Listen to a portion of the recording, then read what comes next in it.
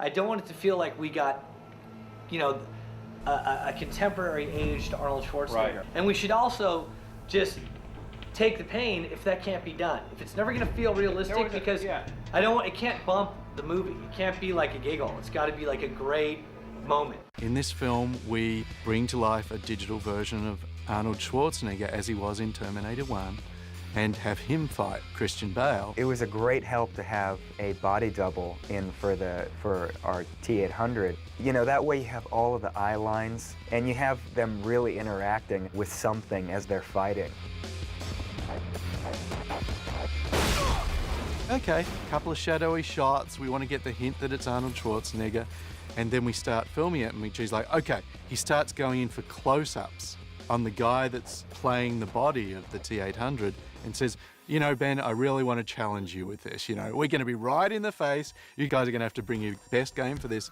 So I challenged ILM, Ben Snow in particular, what can you do to create an early 80s Arnold Schwarzenegger photorealistically appearing in our film in 2009? Like, okay, this isn't what we signed on for, but it's fantastically exciting, so yeah, okay. A bodybuilder acted the role, and then we had to replace various parts of him with Arnold Schwarzenegger. So for our digital Arnold, we started with a live cast that Stan Winston and his group did during Terminator 1. It was a really good foundation to start off on because we didn't have anything physically that was usable to recreate Arnold from that era. We had to use new skin technologies to make his skin look real. We developed hair materials and shaders to make his hair look real.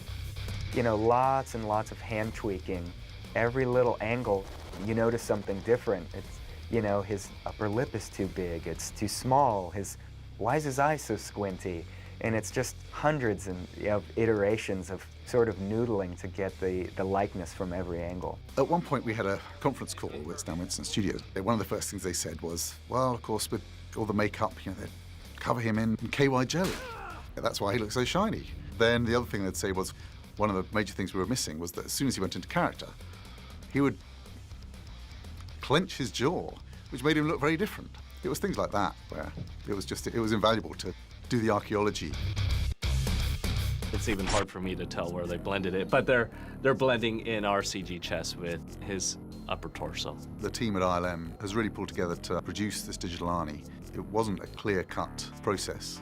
It's one that has involved all the different departments. And at the end of it, I think we've produced something amazing. We're all here because of the great thing Arnold Schwarzenegger and Jim Cameron put together in those pictures. It just felt like the proper thing to do, to tip the cap, respect the fan base, and give back a little bit.